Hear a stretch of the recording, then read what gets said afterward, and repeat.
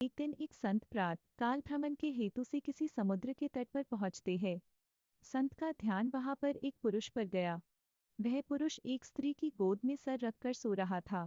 उस पुरुष के पास में एक शराब की खाली बोतल भी पड़ी हुई थी।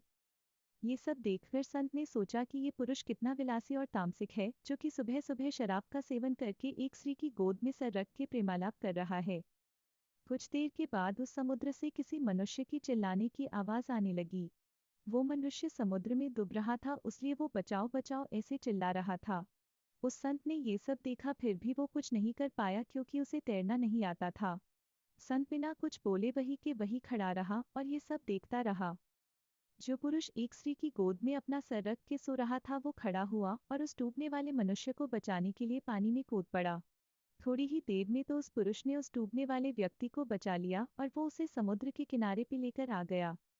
अब ये सब नज़ारा देखने के बाद वो संत विचार में पड़ गया कि क्या मैं इस पुरुष को भला समझूं या फिर बुरा।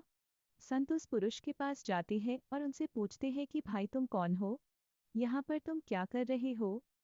उस पुरुष ने जवाब दिया कि मैं एक मछुआरा हूँ, मैं मछली पकड़ने का काम करता हूँ।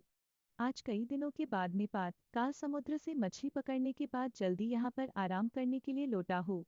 मेरी माँ मुझे लेने के लिए आई है और उसको कोई दूसरा बर्तन न मिलने के कारण वह इस मदिरा की बोतल में पानी भरकर मेरे लिए आई है। मैं कई दिनों की यात्रा से काफी थक गया था और इस भोर के सुहावने मौसम में ये पानी पीकर अपनी थकान कम करने माँ की गोद में सो गया।